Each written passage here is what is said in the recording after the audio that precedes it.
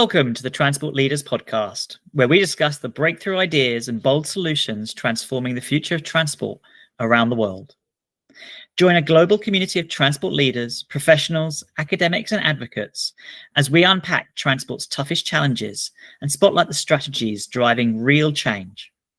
From system reform levers and political realities to sustainability and technological disruption, experienced transport professionals Graham McCabe and Russell King and their guests offer expert perspectives as we discuss ways to transform our transport systems. G'day, I'm Graham McCabe. I'm the founder of Step Advisory, a transport planning and traffic engineering firm, and I've worked in consultancy and government for over 25 years across Australia and Australasia. Hello, I'm Russell King. I'm a transport strategist and founder of the Transport Leader blog and newsletter, and have worked on the policy side of transport for around 20 years. Russell, what are we going to talk about today? Oh, have we got a treat for you today, Graham? It's commuter parking. And in what sense are we talking about commuter parking? What is it? Why do we do it? How much do we need? Should it be free? Is it a good solution? Does it help with mode shift? All of the above, really. Let's see how we go. Excellent. Okay, so commuter parking. So what we're talking about here is parking for people who are traveling primarily into CBD areas who would otherwise drive and are being encouraged to use public transport. So commuter parking came about primarily as a response to increasing car use.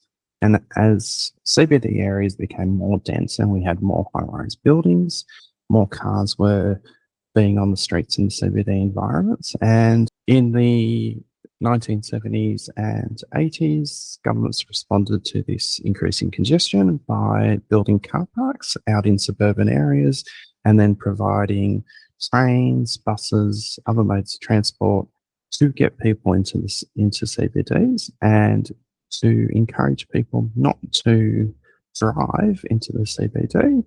It was generally provided on a free basis and close to local railway stations.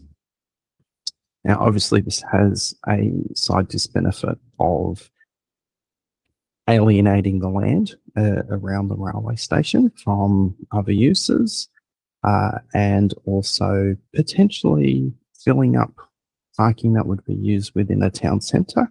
So if you think about a railway system that was built in the 18 or 1900s where all the shops are around the train station, then if you're putting commuter car parking, well, you need some land for that commuter car parking. So you get locals, both shopkeepers and residents who are dissatisfied with people using cars to get to the station and then taking up all the parking areas that's available, and also the loss of space that occurs when commuter car parks are built. They're seen as a cheap solution and politically popular because commuters get angry. They're like, I can't get to my train and you want me to use a train, so I have to park on the streets. And then the locals get angry because the locals can't actually park in front of their own house if they want that, or they can't park at the shops. So you end up with local governments increasing restrictions on parking, and then higher order governments in response building commuter car parks, which takes away land from other uses. And do they work? Yeah. Do they get people onto public transport as opposed to driving? They do, but not at the local level. So people drive to the station. So, and unfortunately, they increase dispersal. So rather than having compact towns around stations, you have suburban areas that grow and sprawl around the railway stations because it's easy to drive to the commuter car park. And, you know, there's Toronto, Dallas,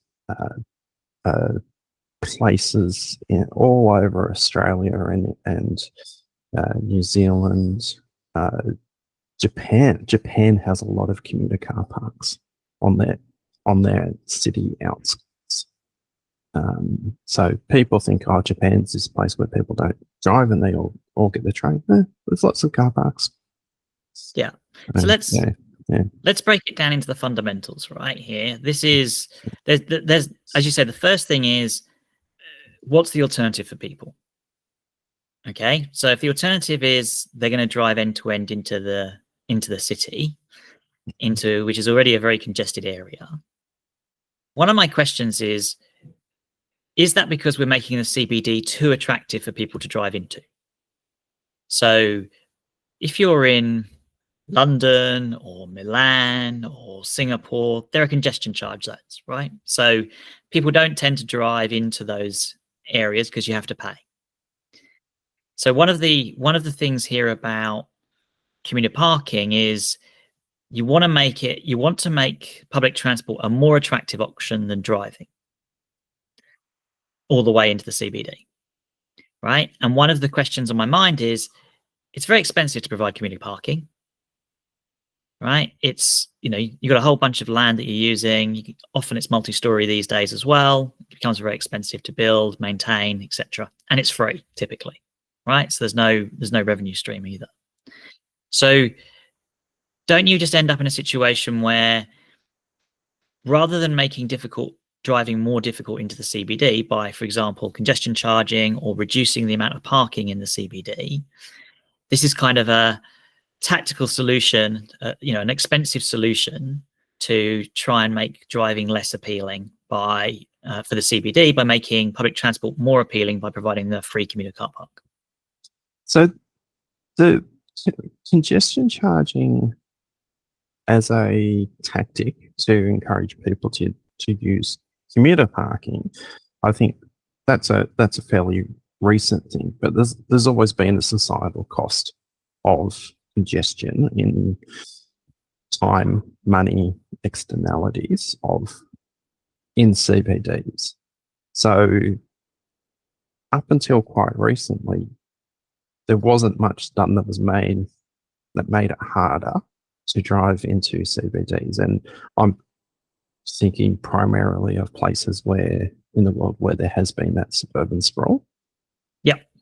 So, you look at the UK and you think of, Birmingham, somewhere like that where, the city centre was destroyed and they built lots of motorways and lots of car parks and encouraged lots of driving in the 1950s and 1960s.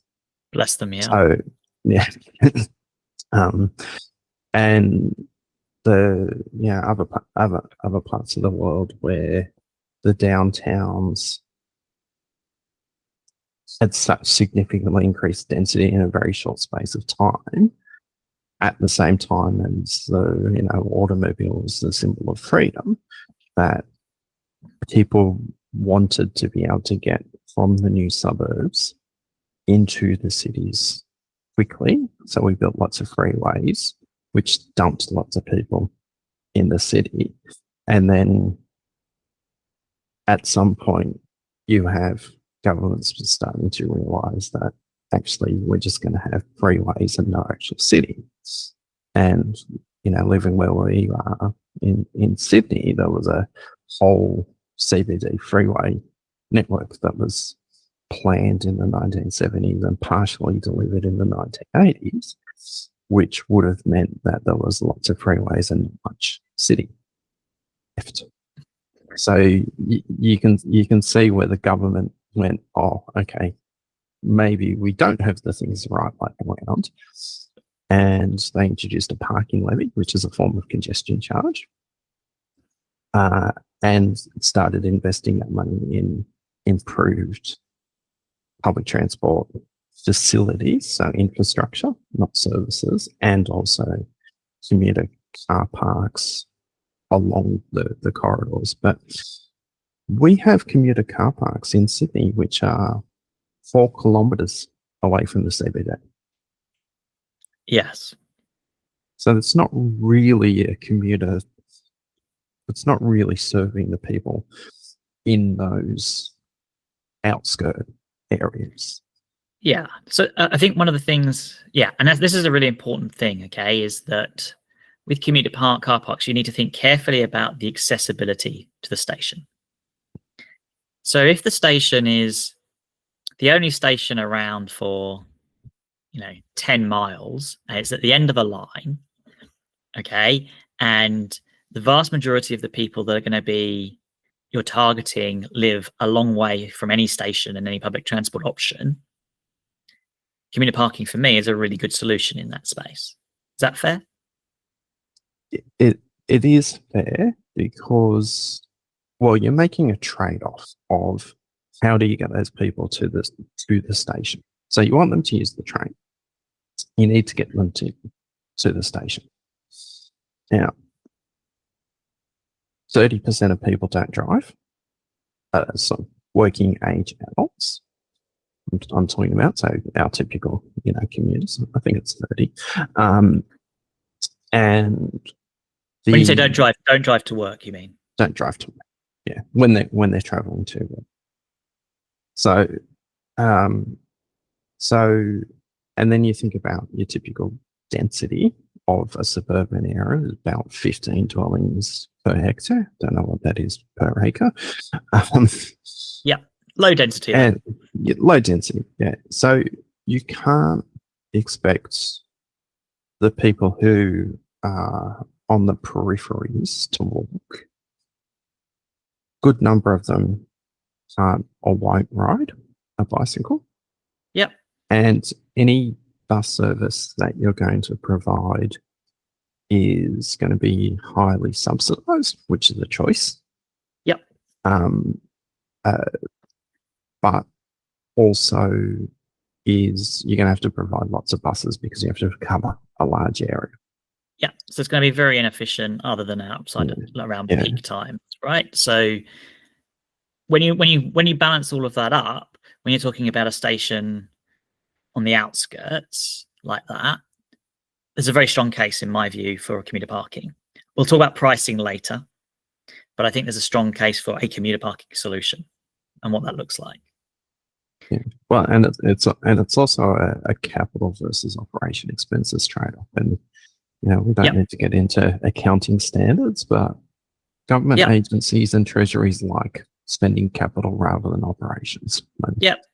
Buses require significant wages to be paid every year, right? Once you've built a commuter car park, the maintenance is small in comparison to the cost of the capital that you've had to pay out, right? So absolutely, it's, in terms of ongoing costs, it's cheaper. And it works. So it's a good solution for the outskirts. Now, one of the things here, though, is, as you say, increasingly as you get into the town centre, typically stations become much more closely, much closer together, typically. And the catchment that they're drawing from as a result is much smaller. Yes. Yeah, and I did a couple of studies on this in Victoria for one of the local councils down there, where the then federal government had announced a program where they just decided they're going to give a whole bunch of money to this council to build 2 commuter car parks, only one of which would have actually provided any benefit to people who were commuting. But these town centres had other parking issues, which were resulting in the commuter car parks being filled up with primarily workers in the town centre. Yes. So, which comes to the whole issue of the commuter car parks being free. Yes. Put a pin in that because we'll discuss that when I think we get to pricing later, because that's something that I worked on when I was in government as well. So the thing for me here is you've then got to be thinking about your target audience for that commuter car park, okay, as you get closer in. So you've got people who live, say, a 10-minute walk away, right, from the station, okay? Ideally, you don't want them driving to the commuter car park. You don't want them using limited amount of space when they're 10-minute walk away, do you? No, okay. definitely. And then you've got a group of people who are maybe 20 minutes away walking, but would be 10 minutes cycling, if there were good cycle paths. And that's a big if, and that's an issue we'll get onto, right? And then you've got a group of people who would be able to access the station very quickly if you had good public transport bus links into the station. You had a frequent service that was, long operating hours, and was, bus priority into the station. So your trip is quick, and regular and frequent and reliable. Then, you want those people using the buses to get into the station. Really, your target audience in an ideal world, and this is the idealized world, is the people that are beyond that, people who the public transport system is not going to provide them with a quick, in any way as possible, going to provide them with a quick trip into the station. It just becomes cost prohibitive because of the number of people you're going to be as you get further away from the station. They can't realistically cycle, although e-bikes is an interesting one, but we'll park that issue for a minute. Or walk, right? So those are the people you really want to do, because those are the ones where you really are, going to change their mode of choice for their trip into the city. Okay, if they can park. Whereas the other people, by providing the commuter parking, you're potentially inducing them to drive as opposed to use an alternative mode, which would be more desirable from a transport system perspective. Yeah, and you want to capture people as far away from the CBD as possible. So you want to get them to the closest, most feasible steps. So to use an example, I live 60 kilometres outside Sydney. So I have a local railway station that has a train every hour, and that's right on that 20-minute walk. Yeah. It also has a small commuter car park. But if I drive 5 kilometers, then I have a local hub railway station, which during peak hours has a train every 20 minutes, which for regional areas is pretty good. Yeah. In New South Wales. So, and it has a lot more commuter parking. I can drive another 20 minutes beyond that and save 20 minutes travel time to the edge of the Sydney Suburban network, where there's a lot more commuter parking.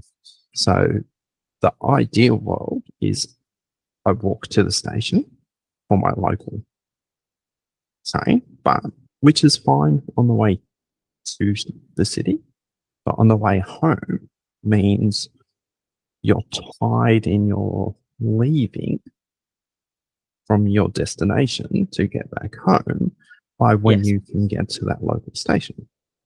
So then if I go to the hub station, which is in the middle of the town centre, then I'm fighting for limited commuter parking, which is free.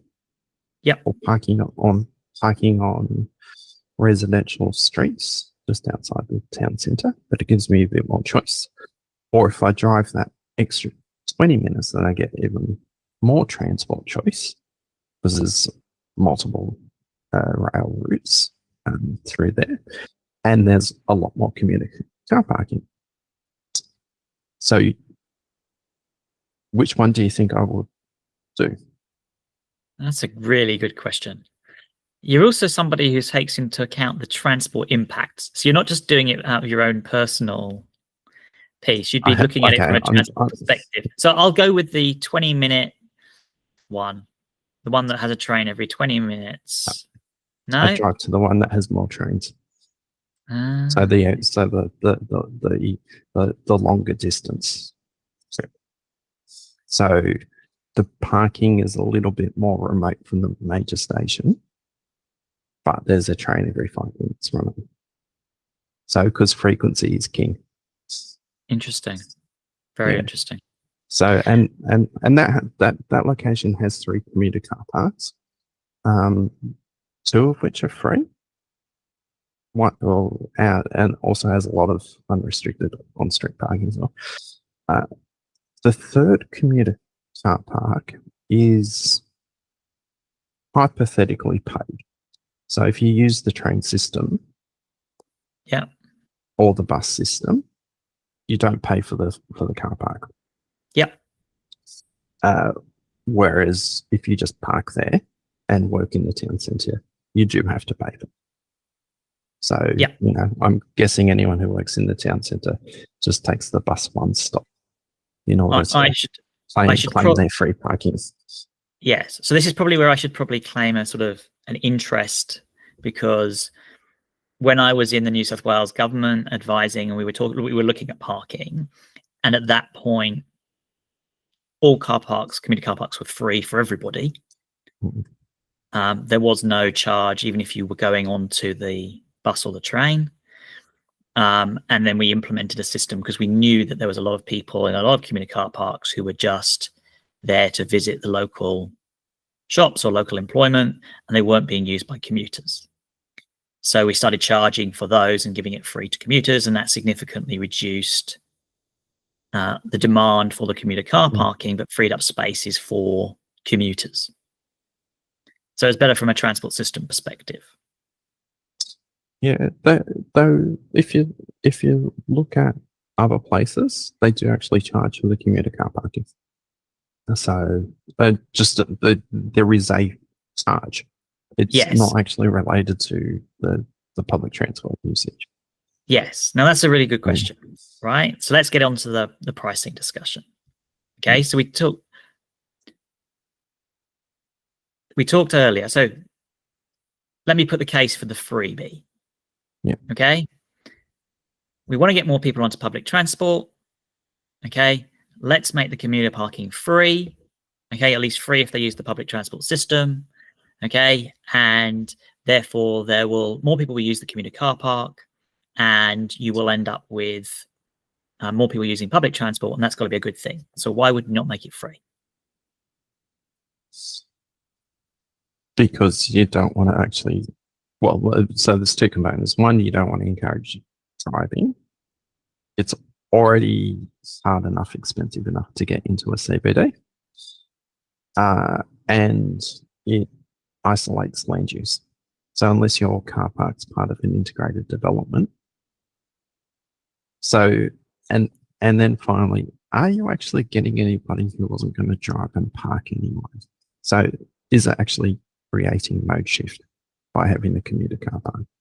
Yeah, so there's all those factors, right? So let's take each one, right? So going back to our people who are close to the station, who can walk, cycle, or take public transport, and let's work on the assumption, which is a really bad assumption, that there are good transport links into a station. Surprisingly, so many places are not good at putting good links into stations. But if there were good links, one of the ways of allowing people who live further away and don't have those good links into the station through public or active transport is to charge for the commuter parking. Because then people who can get to the station easily through walking or cycling or public transport are less likely to occupy the commuter car park, because they're going to value that much less. Whereas people who live further away will value the car park more, and so they will get access to it. So pricing does generate, not for everybody, but on the whole, it will encourage people who find it more difficult to access the station. Yeah, but then when you price something, you need to improve the quality of it and the features of it. So I think about different type of commuter car parking or commuter parking, but Japan has lots of paid bicycle parking around railway stations. Yep. And often there's some form of attendant there, or the security is quite high. Or also Japan has a very law compliant society, though they do have lots of bicycle thefts. But you're less likely to have your bike damaged in general. Yes. Although I noticed that London, I think, has just decriminalised stealing people's bikes from outside public transport. Well, decriminalised or deprioritised? Wow. deprioritized, I think, is the official way of describing it. Right, but it's accepting the fact that they're not going to spend any time on it. It's free reign really for people. But I mean, it goes back to you need secure bicycle parking as a separate issue. But let's keep on commuter car parking. Yeah. Right, although bike parking is at stations is a commuter parking. Yes. But in terms of the so what's the evidence for that paid parking works? That's a really great question. So one is, I think when I looked at the evidence base around commuter parking, it's not fabulous. It's not a very rich researched area. And a lot of the studies are limited in that there's almost an assumption that if somebody has used the commuter car park, their alternative would have been to drive. So it kind of like over exaggerates the mode share shift. So you kind of need to discount it because you don't know what people would have done as an alternative, like walk to the station rather than drive. So you've got that sort of challenge. In terms of the pricing, it's scant. So what's interesting is San Francisco, so their BART system has commuter parking. They effectively went to use Donald Shoup's methods of pricing for parking. So effectively dynamically changing the pricing every few months on the basis of keeping the commuter car park 85% full. So that anybody that always wanted to use the commuter car park would always have access to a space, but it would always be charged. And what they found was it was very good at getting people to share cars to the station. So people pick up their neighbors and take them to the station, which was great because it meant obviously less, it's half the number of car trips into the station. And a lot more people walked or cycled or took public transport to those stations as well. So it's a very good way of pricing it. And of course, the people that are using the parking then are disproportionately people who find it much more difficult to get to access the station from by other means. So you're getting those things. So that's the experience that you get in San Francisco. Now, I appreciate not the whole world is not like San Francisco, but I haven't seen a lot of other evidence beyond that in community parking. I don't know if you've seen anything in particular. No, I know Perth charges a like daily fee for some of their car parks, and again, going back to Japan, there is only private car parking in Japan. There's no government run free car parks. And then you've also got places like Oxford and Cambridge where you have the paid commuter car parks on the edge of on the outskirts of the city. And it's Oxford that has the shuttle buses that run from the car parks. Yeah, quite a few places got park and ride in the UK. Oxford, I think, is one. Swindon's another one. They're just sort of like to get people onto public transport from the outer suburbs, as you say, and villages around the city centre. Yeah.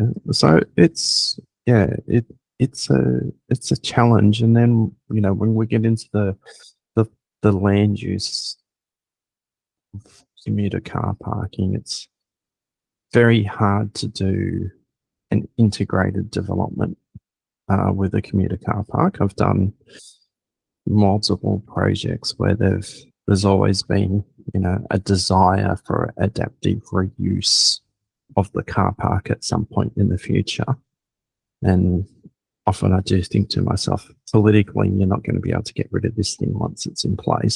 So why are you caring about the fact that it could be turned into a shop in the future? So let's pick up that point now, okay? Because we're in a world where autonomous vehicles are being rolled out around the world. And the thing about autonomous vehicles is they don't need to park at commuter car parks. They can take you from your home to the station, and if it's a robo-taxi, they can go and pick someone else up. If it's your own car, they'll just head back to your house and go and park outside your home. waiting to pick you up on the way back from the station. So they don't need to park at the commuter car park anymore. Right. Well, so not is necessarily. okay. So yeah, you look at, okay, so the case we're talking a lot about San Francisco. So the robo taxis are taking up car parks because once you create an ability to order the robo taxis in a very short space of time, then they have to be close by. So that's for robo taxis. Yeah. And I think one of the big things we don't know about autonomous vehicles is, are we going to end up with a ubiquitous robo taxi model, or are we going to end up with a significant proportion of people still owning a car? It just happens to now be an autonomous car as opposed to a self-driving car. So that's the Tesla. The Tesla model is a bit of a hybrid. They want to do some robo taxis, but they want you to own your vehicle and it will drive you to wherever you want to go itself. And then the idea for them, I think, is that they want to be able to lease it out. Now, I have issues with whether Tesla will ever be safe enough to be a ubiquitous autonomous vehicle driving, autonomous vehicle piece. But let's park that issue. But potentially we could see private vehicles being being autonomous. In those scenarios, you're not going to park in a commuter car park, are you?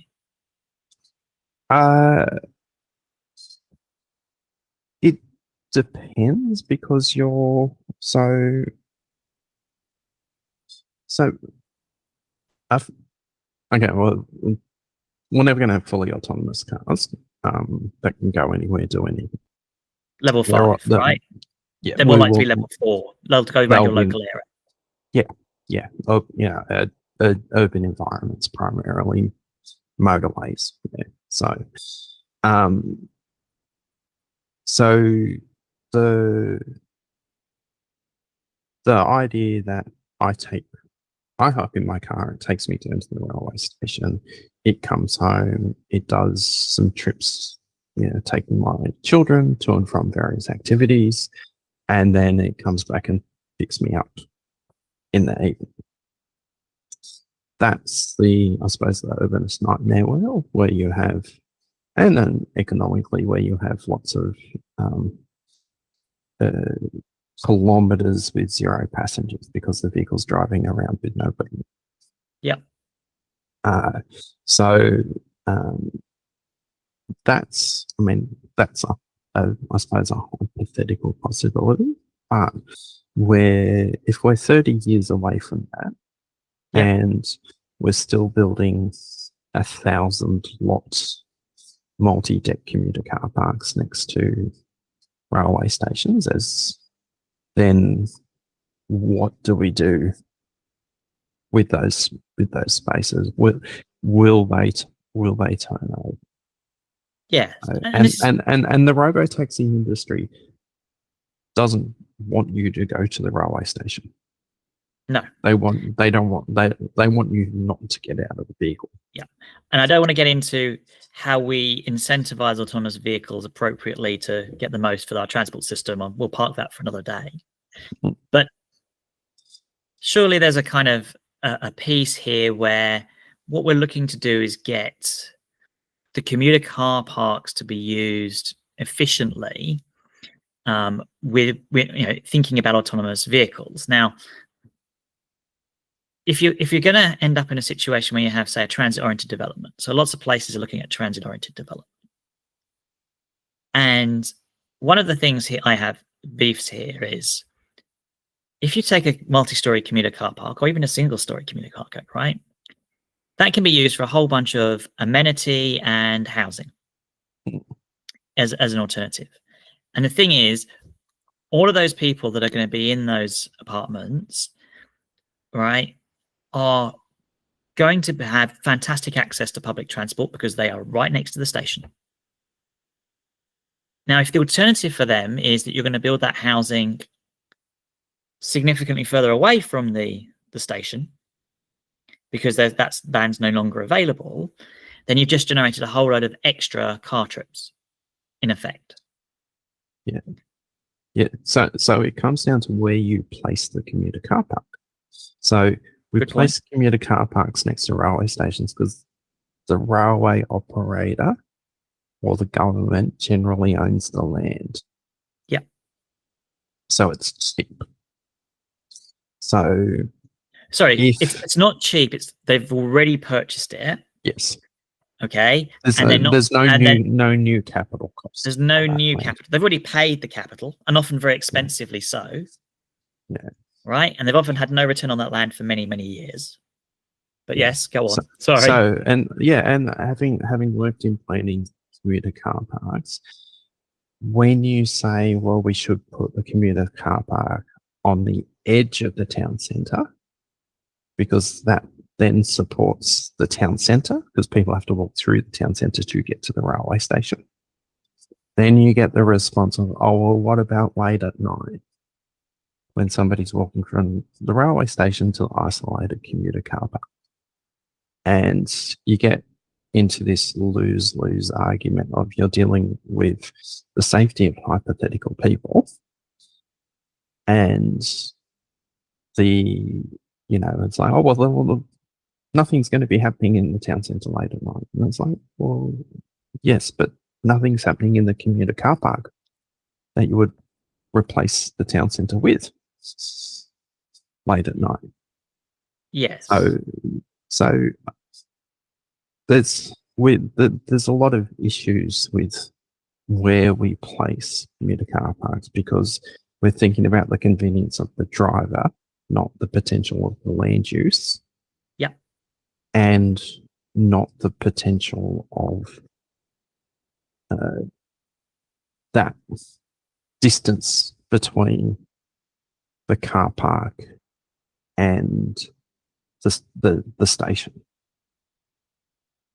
Yes, which is also a factor, right? Because if you make the commuter car park further away, setting aside the safety issues, you've added to travel time, right? You've made it less convenient. Yeah. Okay. Yeah. Now, which potentially it's got some health benefits. You're going to get an extra 2,000 steps in, an extra 1,000 steps there, an extra 1,000 steps back. The health service will be happy. But yeah. Yeah, and the way people treat their value of travel time is that time in walking between that edge commuter car park and the railway station costs, in inverted commas, them more than the time of if they parked in a CBD car park and had to walk to the lift, wait for the lift, get out of the lift, and then walk to their destination. Because of the mentality of how we treat transfers between modes. Yes, we don't treat them as equal psychologically. Yeah, so you have to if you replace that with high frequency services, then people are willing to actually have that edge parking, and you only have to look at locations where there's high frequency services that are serving a large area.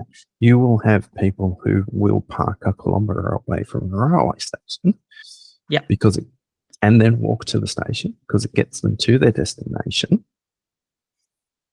and they don't have to find parking. They don't get stuck in massive congestion along the way or within the CBD.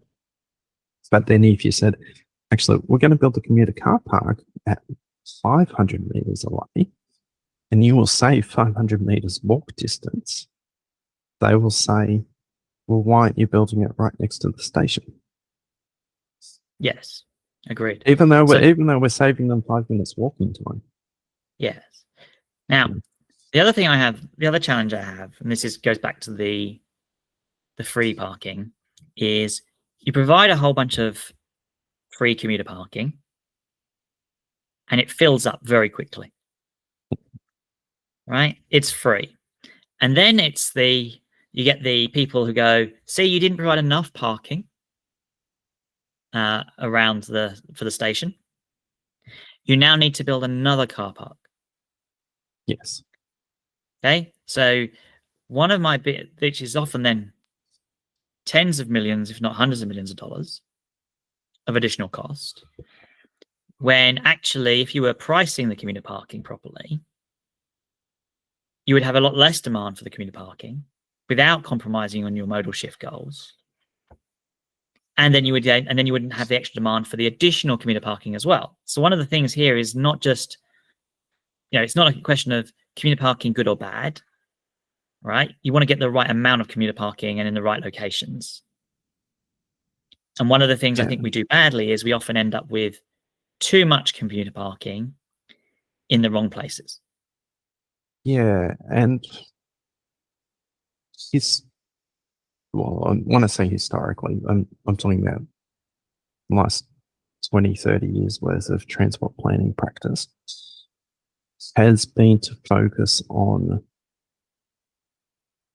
the amount of parking rather than the why of parking.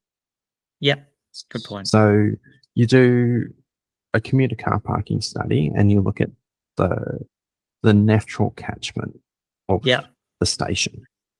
And you go, okay, well, how many people here who live in this catchment are using car plus train as their mode? And okay, well, we assume they all want to park at their local station, and we work out how many cars that is. This is at the most base.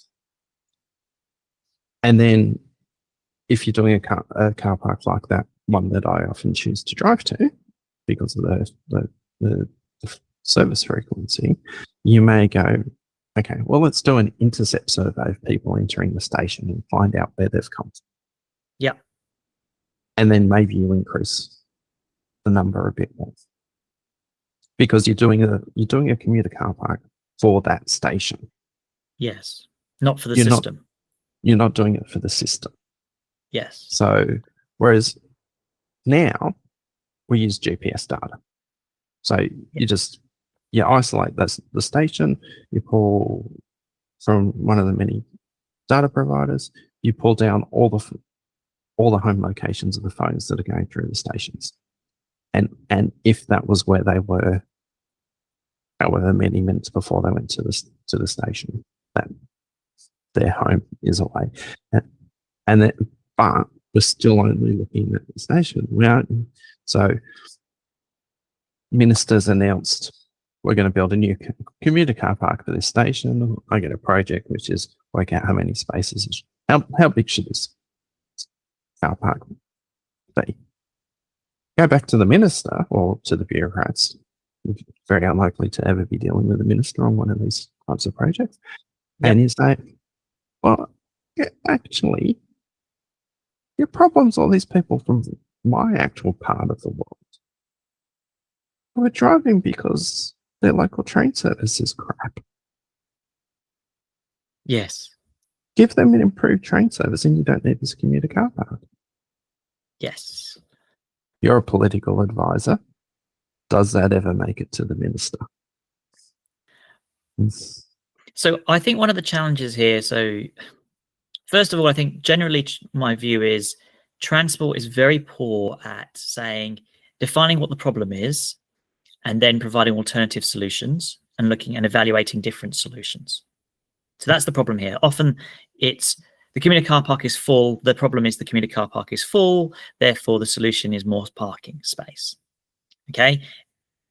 Now, even if I have a significant problem with the problem statement of the commuter car park is full, okay, because that's not what you're trying to solve. The solution here is, we're not trying to make the system better by having more commuter parking. That's not kind of the aim of the system. So there's a problem with the problem definition.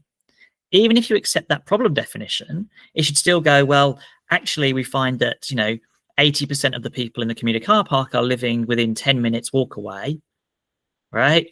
Therefore, the other option is for us to price this differently and provide a different, differentiated system so that you are able to, you offer guaranteed spaces for people at a price and those sorts of things in order to provide a better offering, etc.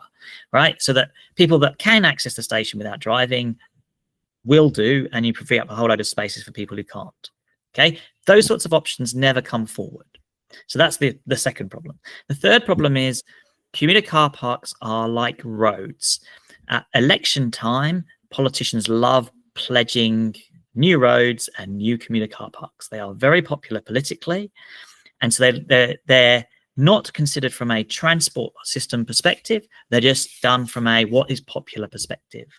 And if you have a congested road or a commuter car park that is always full, by 6:30 in the morning, okay, for a local politician to say, I'm going to promise a new commuter car park is easy for them and easy vote gathering. Okay, it's a bad solution from a transport system perspective, but it is easy vote harvesting. And that's one of the big problems why we over provision commuter car parks.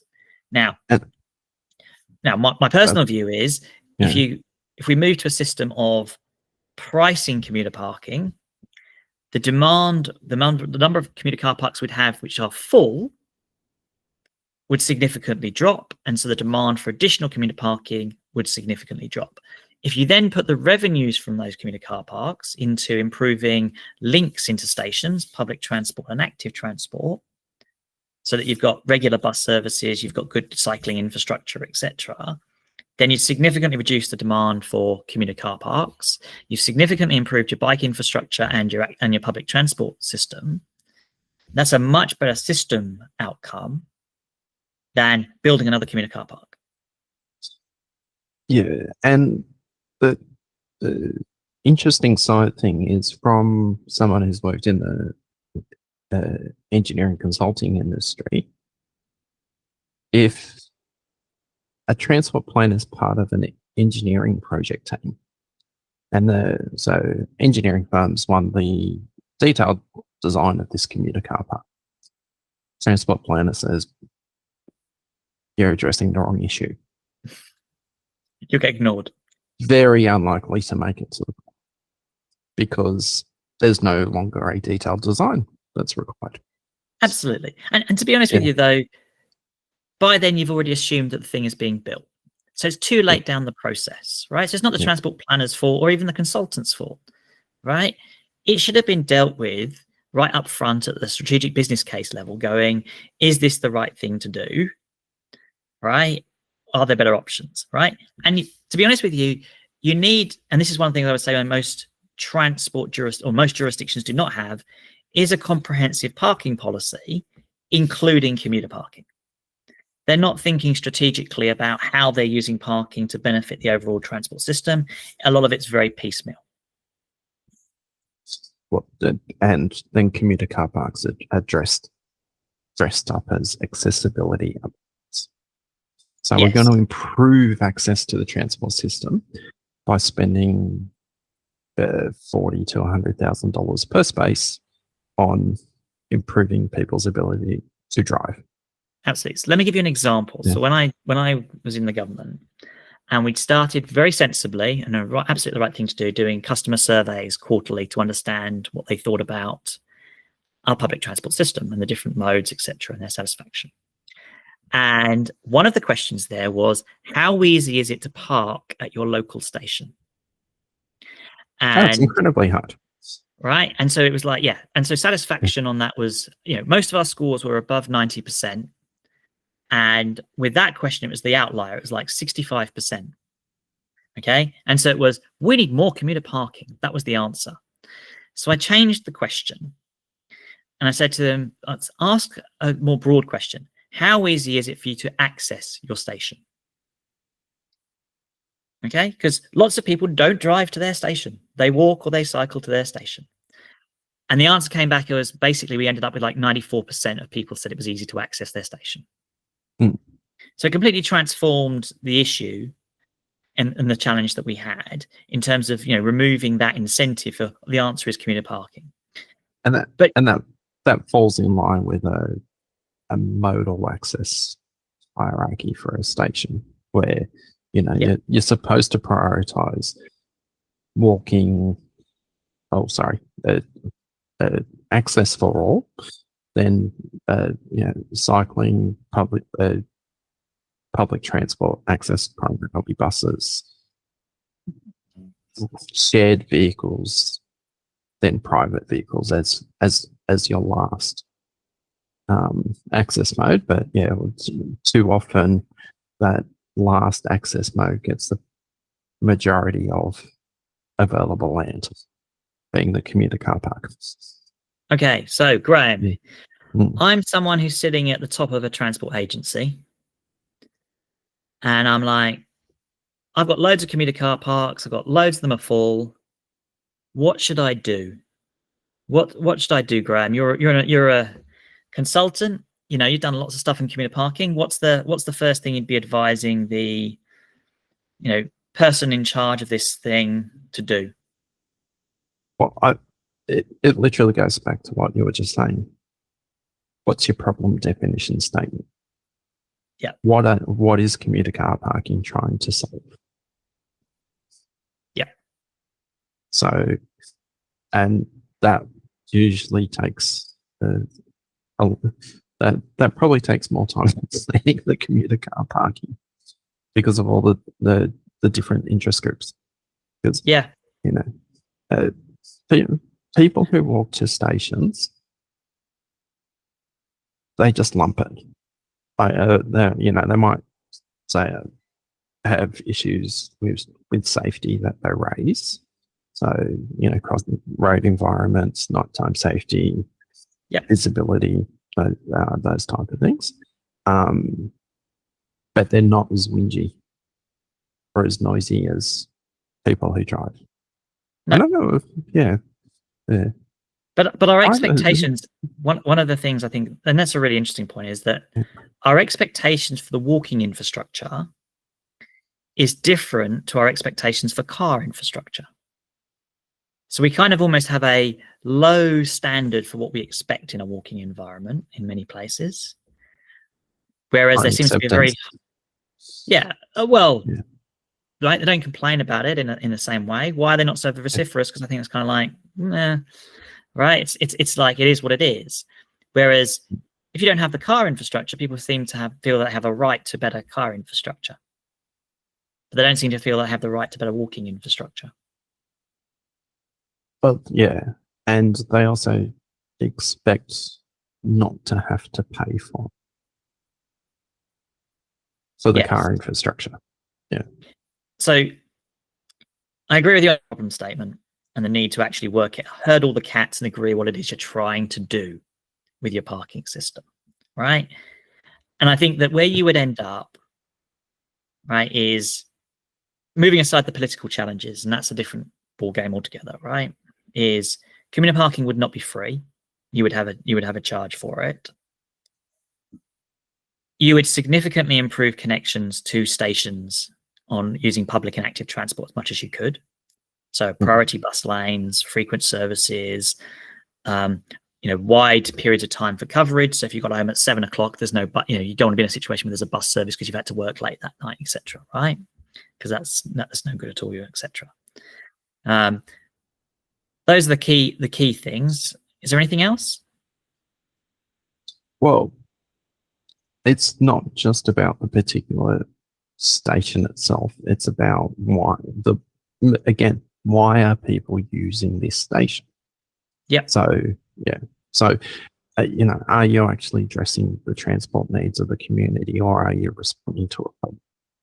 So the alternatives analysis of actually understanding why people are using the station. So Suburban Rail Link in Melbourne. So, new circumferential railway line that's being built up will be completely underground, and they are redoing building new town centres around each of these new stations.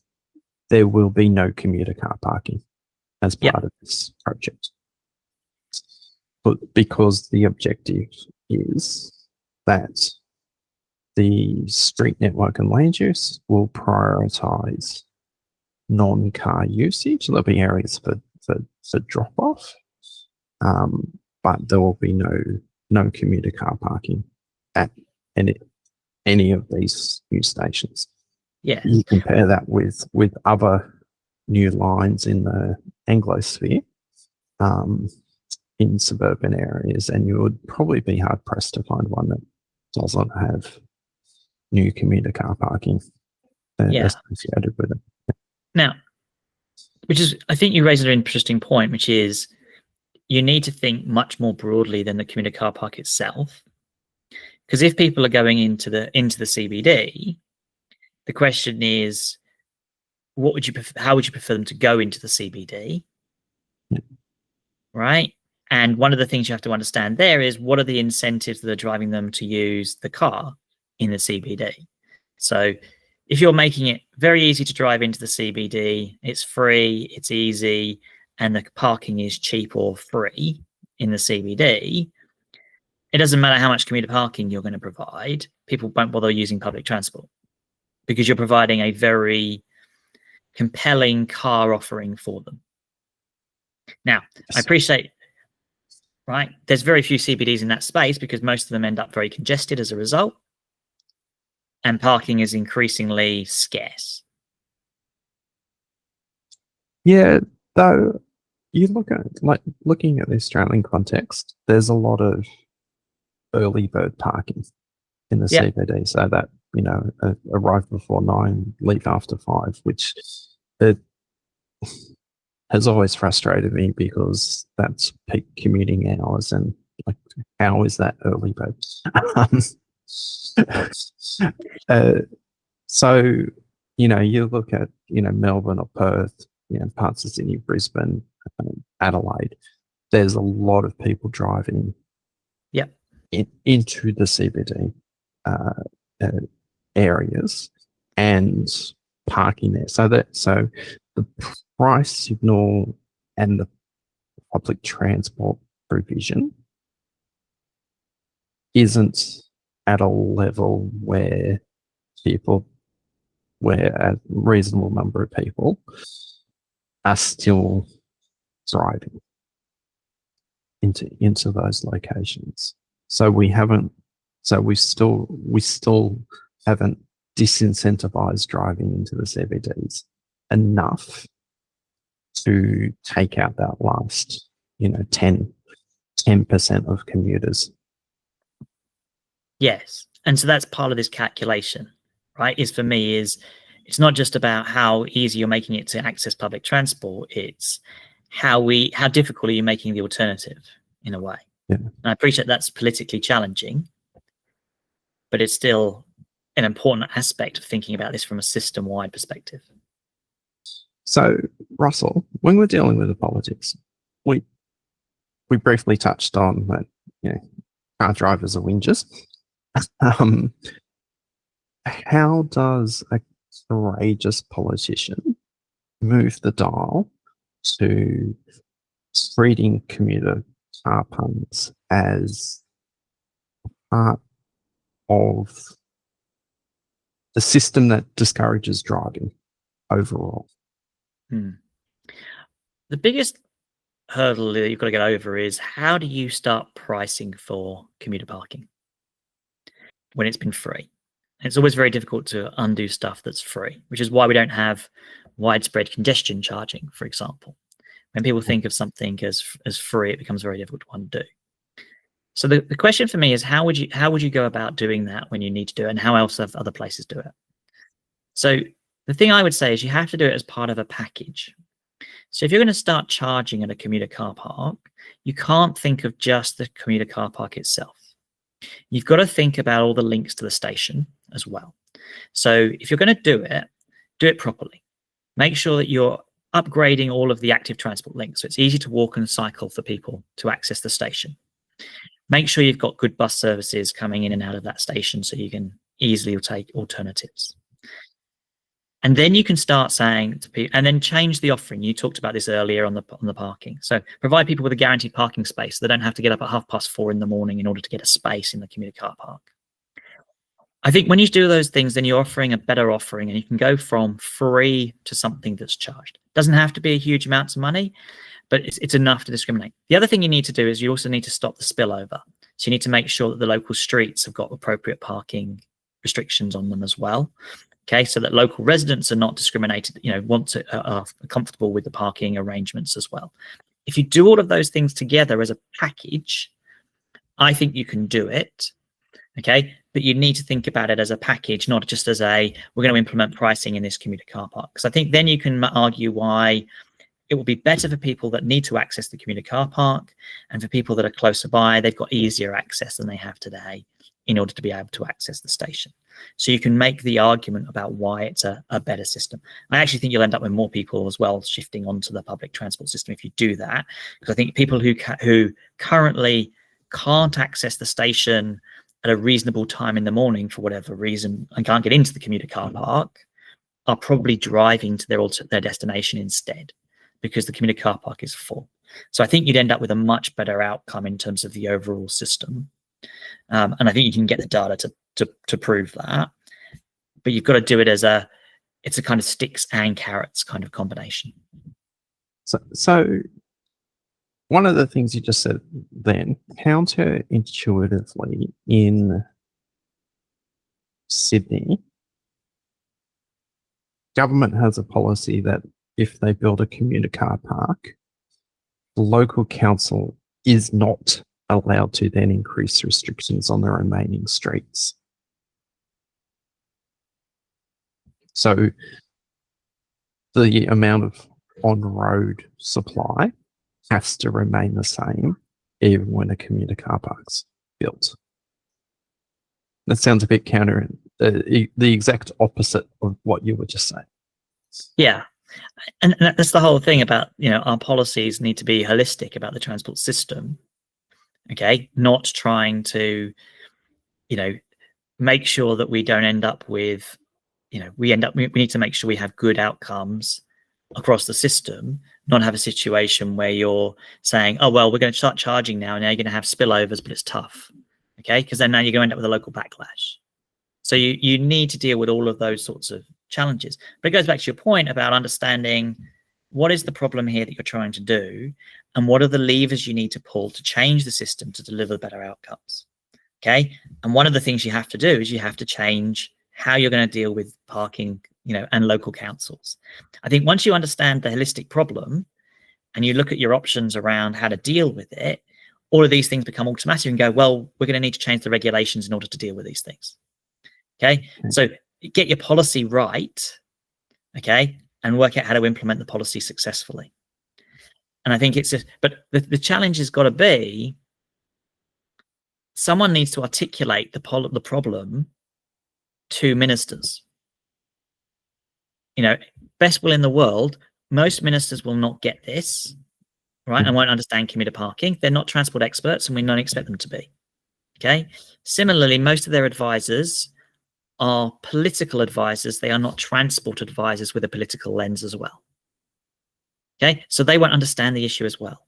So you've got to be proactive as a transport agency in saying, commuter parking, okay, we can do this better. Okay. Explain the problem to the minister and their advisors, okay, and come up with workable solutions for them that can work politically. Now, one of the reasons for doing this right now is most transport agencies around the world are feeling the pinch, right? Government budgets are stretched for all sorts of reasons. Many transport agencies are struggling for money because of COVID. They haven't got, patronage hasn't returned, etc. Okay, this is a much more cost-effective way of running a better transport system by getting commuter parking sorted. So you're not outlaying vast sums of money for more commuter parking, and you're starting to get revenue streams in for the commuter parking you've already got. So how does the minister then sell it politically? So, I can, going back to the 1980s, that's a very courageous decision, minister. My personal view is, having got rid of things like free fares as well, is you've got to explain the problem to people. Okay, you've got to explain to them that the reason commuter parking is full is because it's free. That's why it's full, right? And so if you put even just a token charge on it, people who live close by, and you'll be able to get this from the data. You said that the GPS data is, you can go, we've got X percentage of people who live within a very short distance from the station who are driving into the commuter car park. Okay, let's provide better alternatives for those people. And then these people don't need to use the commuter car park, and that will free it up for people who need to be able to drive. That means we'll end up with more people using the station rather than less. It delivers a better outcome. It reduces congestion. So it's a much better outcome. And it doesn't need to be, you don't have to make a big deal of it. I think it's really about just explaining the problem and talking to people. So the thing I would say is talk about the problem and explain it to the community first before you even announce a change. For months, explain the problem that it's dealing with. Get the data from the, the public servants and the consultants, etc., and go, our community car parks, whatever the percentage is, and it'll be quite large, is being used by people who live close by. We need to get those people stop them driving to the community car parks and get them into public and active transport. That will deliver much better outcomes and use of our community car parks. I think if you explain that problem to people extensively and you put it into lots and lots of speeches, when you come out with a solution, which provides a whole bunch of, incentives for people who live close by to stop using the commuter car parking and access the station in other ways, I think people will better understand why you're doing it. Okay. Yeah. If you then pledge that the money coming in goes back into paying for the public transport in the local area to improve access to the station, people will see that the money is being used in a fair way as well. If it just goes back into central coffers and then people go, well, it's just a money grab, I think you'll lose it politically. But if you're saying this is helping us to pay for the improved bus services that we've put in the local area, then I think it becomes much more politically defendable as well. Yeah, and that one of the two locations that I did the parking study in Melbourne, I said to the local council, you have an access problem, not a parking problem, in that you have too many people who are coming to this town centre who live very close by. By car. By car, yeah. People who can walk and cycle because you've provided an abundance of car parking. Yeah. So their entire main street had car parking behind it on both sides, and then there was a railway station commuter car park. Now, the car parking that the council had controlled, they had put time restrictions on in order to encourage turnover and not use as commuter car parking. So all the workers, many of whom live close by, were then parking in the commuter car park, filling it up so it seemed to be full with commuters. Yeah. When it was actually full with workers in the town centre. Yeah, which is a very, very common thing when you make parking free. And you have different people responsible for the control of different parking areas. Yes. Hence why you need a proper parking strategy. Yes. Yeah. Well, I think that's a great point to leave it. So thank you, everybody, for listening, watching, subscribe, buy us a coffee on YouTube or Patreon, and we will catch you next week. Thanks, Graham. Great to talk to you. Bye, everyone.